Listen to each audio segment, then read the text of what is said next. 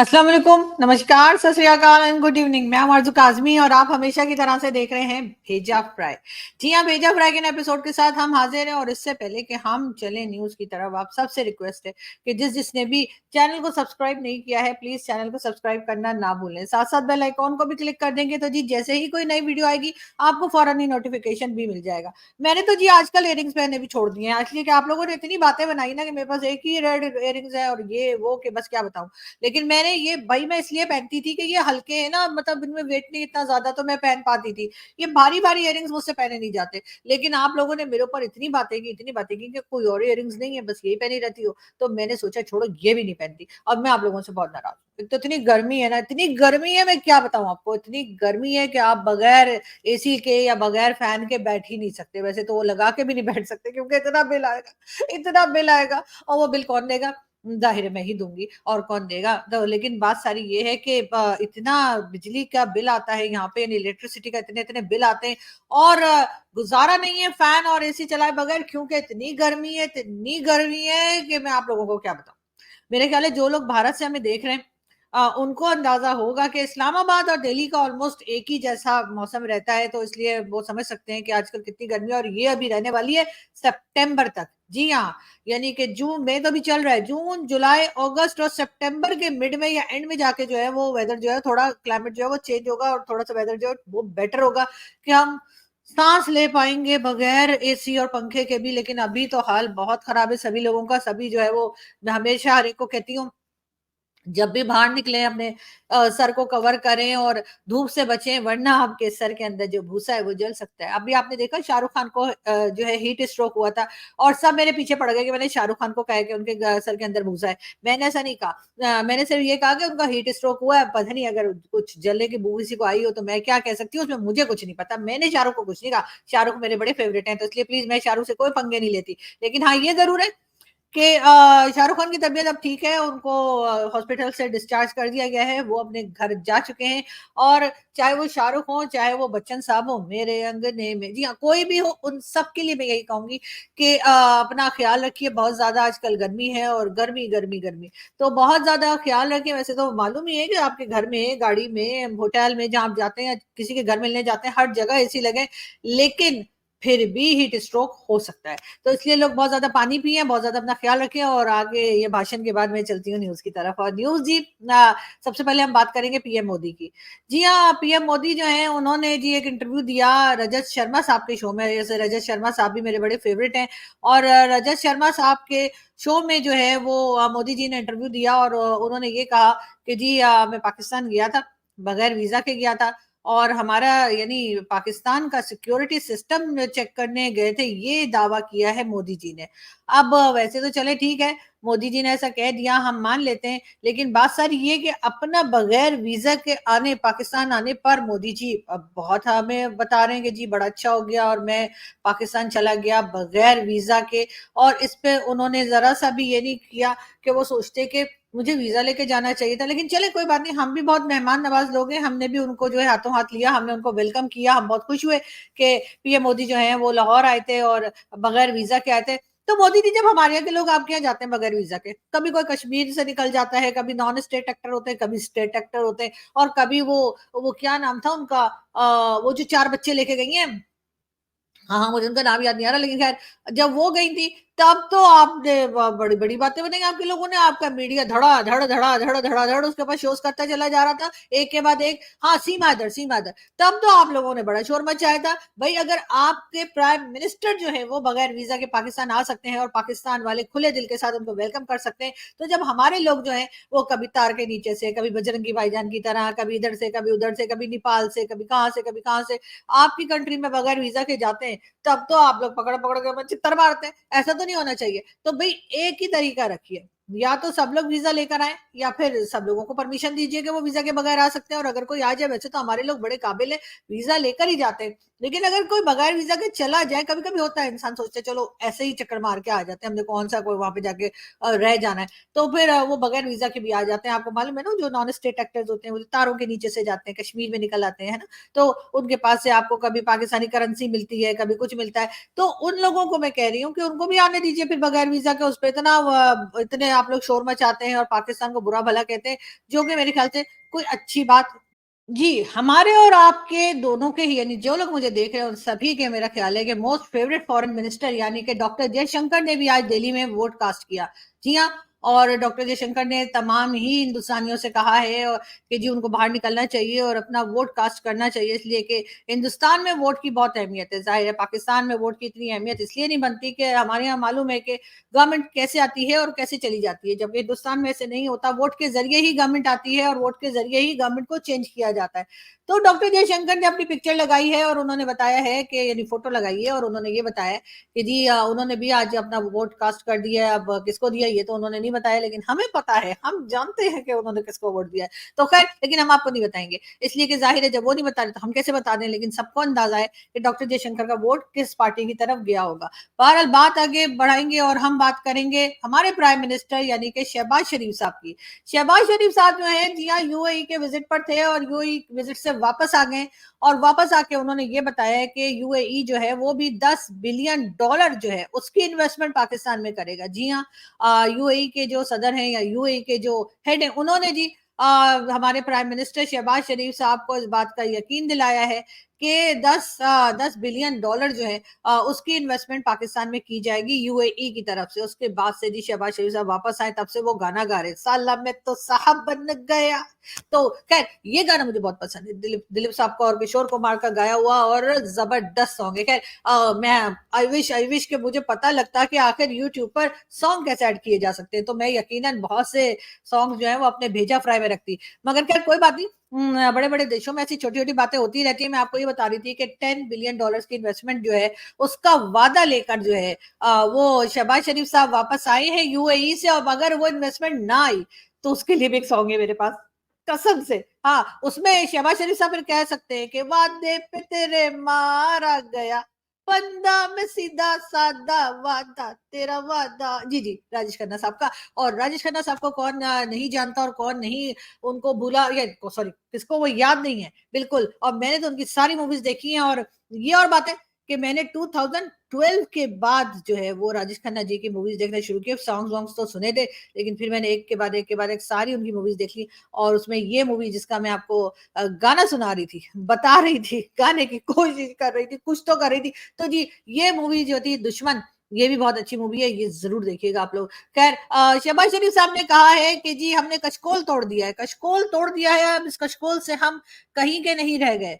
जी हाँ, कशकोल जो बार बार उनके भाई, बड़े भाई यानी कि नवाज शरीफ साहब भी कहते थे, ये होता है जी कशकोल। अगर कुछ लोगों को ये ना समझ आए कि कशकोल क्या होता है, तो ये कशकोल होता है, इसमें भीख मांगी जाती है। जी हाँ, तो शहबाज शरीफ साहब का कहना ये है कि हमने कशकोल तोड़ दिया है, इस कशकोल ने हमें कहीं का नहीं छोड़ा। लेकिन ये जरूर है कि यही बात हर बार नवाज शरीफ साहब भी, जो 3 बार प्राइम मिनिस्टर रह चुके पाकिस्तान के, वो भी हमेशा यही कहते थे, हमने कशकोल तोड़ दिया है। और उसके बाद उससे ज्यादा मजबूत और उससे ज्यादा बड़ा कशकोल लेके फिर किसी ना किसी कंट्री के सामने पहुंच जाते थे। तो अब बहरहाल शहबाज शरीफ साहब ने एक बार फिर कहा है कि जी हम पाकिस्तान की तरफ से भीख मांगने नहीं, इन्वेस्टमेंट लेने के लिए जा रहे हैं। मगर इन्वेस्टमेंट लेने तो आप जा रहे हैं सर, लेकिन आप ये भी बता देते कौम को, या अपने जितने लोग पाकिस्तान में रहते हैं, पाकिस्तान से बाहर रहते हैं जो पाकिस्तानी, उनको ये भी बता दें कि आखिर जो इन्वेस्टमेंट आएगी उसकी हिफाजत कैसे आप करेंगे, उसको आप इस बात से कैसे बचाएंगे कि जिस काम के लिए पैसा लिया जा रहा है उसी काम में लगे, पैसे को कोई चोरी ना करे, कोई लेके भाग ना जाए, कोई दुबई, लंदन, कनाडा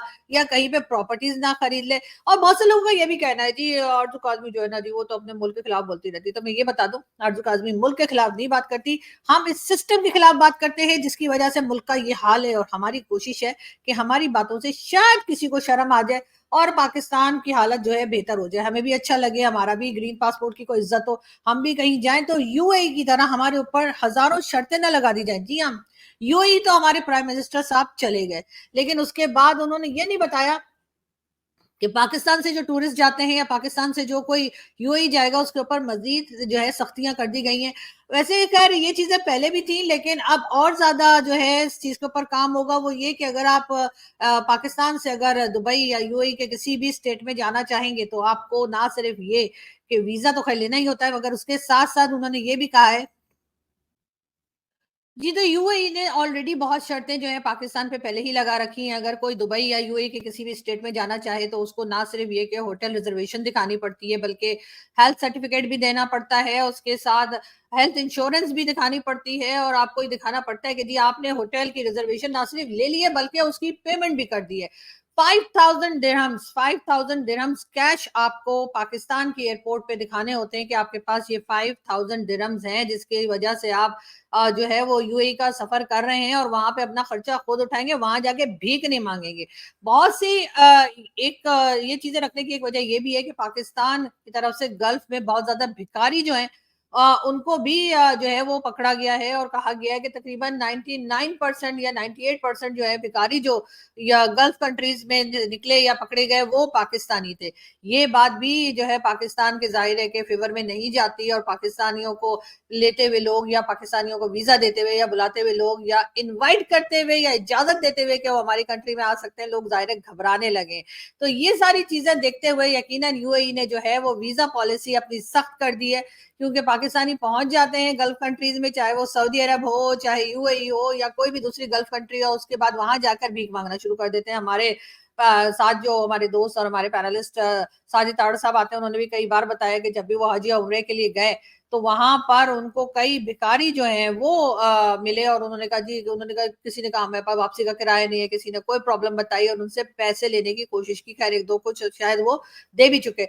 लेकिन इस किस्म की हरकतें जब पाकिस्तान के लोग करेंगे तो फिर यूएई क्या करेगा? उनको कहेगा आइए आइए जी, आइए, बिल्कुल आइए, तशरीफ लाइए और यहाँ पर आके लोगों को परेशान कीजिए।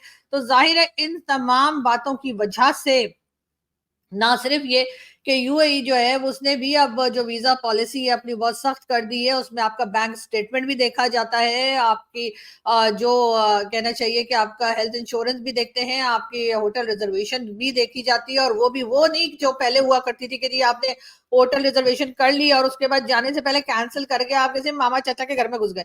तो वो नहीं होगा, बल्कि आपको होटल रिजर्वेशन ऐसी दिखानी पड़ेगी जहां पर आपने पेमेंट कर दी है, और नॉन रिफंडेबल पेमेंट होती है वो, मतलब उस वो पैसा आप वापस नहीं ले सकते, उस रिजर्वेशन को आप कैंसिल नहीं कर सकते, और अगर आप कैंसिल कर भी देते हैं तब भी वो पैसा आपको वापस नहीं मिलता।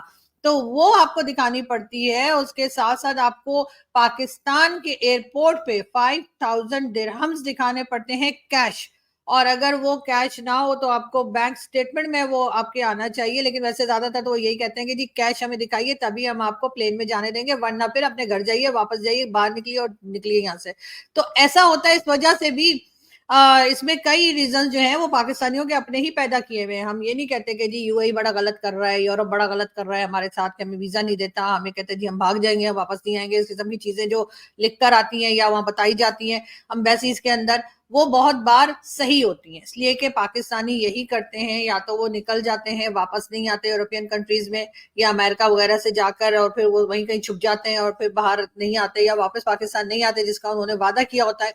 इसी तरीके से गल्फ कंट्रीज में जब जाते हैं तो गल्फ कंट्रीज में जाकर ये लोग जो हैं वो भीख मांगना शुरू कर देते हैं, वहां भी छुप जाते हैं, वहां जाके जॉब तलाश करनी शुरू कर देते हैं, और कहीं पे भी टेम्पररी तौर पे ही सही लेकिन कहीं जॉब पे लग जाते हैं, या उसके बाद कोई ना कोई किस्म की चोरी चकारी या इस किस्म के वाकयात में पाकिस्तानी निकलते हैं। इस वजह से भी शायद या यकीनन इस वजह से भी जो है वो यूएई और गल्फ कंट्रीज ने पाकिस्तानियों के वीजा में जो है वो सख्ती करनी शुरू कर दी है, और पाकिस्तानियों को इस तरह से वीजा नहीं मिलता। तो बहरहाल सऊदी अरब जाएं चाहे यूएई जाएं, प्राइम मिनिस्टर शहबाज शरीफ ने यकीनन पाकिस्तानियों की बात की होगी, लेकिन वहां से जो उनको रिप्लाई आया होगा उसके बाद उन्होंने कहा होगा ठीक है जी, फिर वही करो जो तुसी चाहते हो, ते असी चलते हैं। तो बिल्कुल ऐसा ही हुआ होगा, क्योंकि पाकिस्तानियों ने जिस तरह से पूरी दुनिया में जा जाकर और पाकिस्तान का नाम खराब कर रखा है, उसमें यकीनन एक बड़ी वजह पाकिस्तान की अपनी हालत है। जो पाकिस्तान की इकोनॉमी है उसकी जो हालत है, यहाँ पे जिस तरह से लोगों के पास जॉब्स नहीं है, खाने को नहीं है, पाकिस्तान के अंदर रहते हुए आपको इतने भिखारी मिल जाते हैं जो अच्छे भले आपको दिखेंगे, जिनके पास अपना घर भी होगा, अपने घर में भी रह रहे होंगे, मतलब अपना जाती घर होगा, उसके बावजूद लोगों के आगे रोने रोते रहते हैं कि हमारे पास खाने को नहीं है, हमारे पास पैसा नहीं है, हमारे पास मेडिकल के नहीं है। तो ये चीजें जब यहाँ इतनी बढ़ चुकी हैं तो जाहिर है लोग फिर कोशिश करते हैं कि हम किसी तरीके से किसी और कंट्री में पहुंच जाएं, और वहां जाके या तो कोई जॉब कर ले या किसी तरीके से पैसे जनरेट करके अपने घर वालों को भेज दें या खुद अपना खर्चा चला लें। उस घर में चाहे इतने लोग ना भी हो, अपना खुद का खर्चा चलाने के लिए भी लोग ये सब कुछ करते हैं। लेकिन पॉजिटिव सोच अगर रखें, पॉजिटिव सोचें, अपने काम पे फोकस रखें, तो पाकिस्तान में रहकर भी पाकिस्तान के लोग जो है अपना गुजारा कर सकते हैं। लेकिन क्या किया जाए कि हमारे लोग जो हैं उनको एक अजीब सी भीख मांगने की आदत पड़ चुकी है। वो चाहे पाकिस्तान के अंदर भीख मांगे या पाकिस्तान के बाहर भीख मांगे, लेकिन अब वो जो शर्म एक होती है ना, थोड़ी सी आपको शर्म आती है किसी से कहते हुए कि यार मुझे कुछ पैसों की जरूरत है, ये बोलते हुए लोगों को वो शर्म हमारे अंदर से खत्म हो गई है। अब जिस तरह गवर्नमेंट्स जो है वो जा जाकर और किसी से भी पैसा मांग रही होती हैं, इसी तरीके से पाकिस्तान की पब्लिक की भी वही हालत हो गई है कि वो आपको जानते हो ना जानते हो, आपका सिर्फ नाम सुना हो, आपसे सिर्फ एक बार बात हुई हो, वो अगले दिन आपको कॉल करके जो है वो पैसा मांगना शुरू कर देते हैं। लेकिन उसमें यकीनन हम ये सारा इल्जाम जो है वो गवर्नमेंट को नहीं दे सकते, इसलिए कि लोग खुद भी कोशिश नहीं करते काम करने की और अपना खर्चा चलाने की। हर एक को ये लगता है कि जी जब गवर्नमेंट्स पूरी दुनिया में मांगती फिर रही है, तो अगर हमने मांग लिया तो इतनी कौन सी बड़ी बात होगी, और उसके बाद अपनी शान दिखानी भी होती है लोगों ने हर तरह से।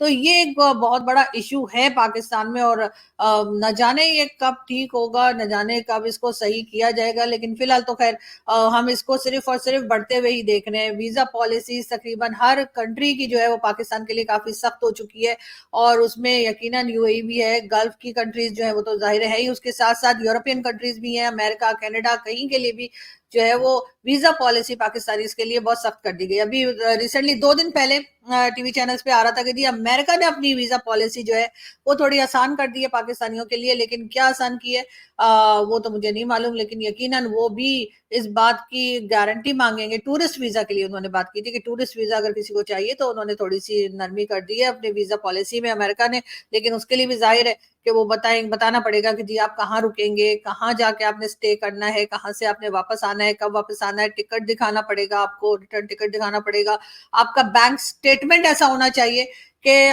उनको लगे कि जी अगर ये 1 मंथ के लिए रह जाएंगे तो इनको खाने पीने के लाले नहीं पड़ेंगे, और ये हमारे लोगों के सर पे सवार नहीं हो जाएंगे कि जी 2 रोटी दे दो या एक सालन दे दो। तो ये सारी चीजें जो है वो अमेरिका भी यकीनन देखेगा। लेकिन बहरहाल कहा यह गया है कि टूरिस्ट वीजा के लिए जो वीजा पॉलिसी है वो सस्ती कह रही हूँ, आसान कर दी गई है। अब बात के एक बार फिर हम पीएम मोदी की तरफ ही चलते हैं, और पीएम मोदी का ये इंटरव्यू जो रजत शर्मा जी के साथ है बहुत इंटरेस्टिंग है। अगर आप लोगों में से किसी ने नहीं देखा तो जरूर देखिएगा। और यकीनन उसमें पीएम मोदी जो है वो अपने फुल फॉर्म में नजर आ रहे हैं और हंसते बोलते मुस्कुराते हुए जवाब दे रहे हैं। पाकिस्तान के लिए भी उन्होंने बात की है, और उनका यही कहना है कि जी मैं तो बगैर वीजा के गया था, और मैं उनका जो सिक्योरिटी सिस्टम है या उनकी जो न्यूक्लियर पावर है वो चेक करने गया था। इस किस्म की बातें भी उन्होंने की है। तो ये इंटरव्यू बहुत ही जबरदस्त है। वैसे तो खैर रजत शर्मा जी का शो जो है आपकी अदालत, वो अक्सर मैं देखा करती हूँ यूट्यूब पे, किसी ना किसी का इंटरव्यू निकाल कर, उसमें इमरान खान साहब का भी है और तारिक फतेह साहब हमारे फेवरेट, उनका भी इंटरव्यू जो है रजत शर्मा जी ने लिया था। तो बिल्कुल बहुत अच्छा शो होता है, और इस बार भी उनका ये शो जो है काफी वायरल है, पाकिस्तान में भी लोग काफी देख रहे हैं और सोशल मीडिया पे क्लिप्स भी लगा रहे हैं। और उसमें खास तौर से जो पीएम मोदी ने कहा कि बगैर वीजा के आए थे, तो मैं यही कहूंगी कि मोदी जी फिर हम लोगों को भी आने दीजिए बगैर वीजा के, फिर इतनी क्या टेंशन है। वैसे भी सीमा हैदर और न जाने कौन कौन लोग आपके यहाँ चले जाते हैं वीजा के बगैर, तो आप लोग कुछ नहीं कहते। तो हम उस वक्त बस शोर मचाते हैं, इतना ही शोर मचाते हैं कि टीवी चैनल पे बात होती है, उसके बाद और कुछ नहीं। लेकिन ये कि हमने तो खैर वो शोर भी नहीं मचाया कि जी पीएम मोदी बगैर वीजा के आ गया। हमने तो बहुत वेलकम किया आपको, और हम आइंदा के लिए भी आपको बेस्ट ऑफ लक कहते हैं अगली गवर्नमेंट के लिए जो यकीनन आपकी आने वाली है 4 जून के बाद से। और उसके लिए भी हम एक नेक ख्वाहिशात रखते हैं, और हमारी दुआ है कि आपकी वो गवर्नमेंट अच्छी चले और सब लोग आपसे खुश रहें, आपकी कंट्री के भी और बाकी कंट्रीज के भी, और हम लोग भी, और एक अच्छा एटमॉस्फेयर, एक अच्छा माहौल जो है वो क्रिएट हो सके इस रीजन में। यहाँ से हम चलते हैं और आपसे मुलाकात होगी नेक्स्ट वीडियो में। तब बहुत सारा ख्याल रखिएगा आप लोग, हंसते रहिए, मुस्कुराते रहिए, और हमारे चैनल को सब्सक्राइब करना ना भूलें। Thank you.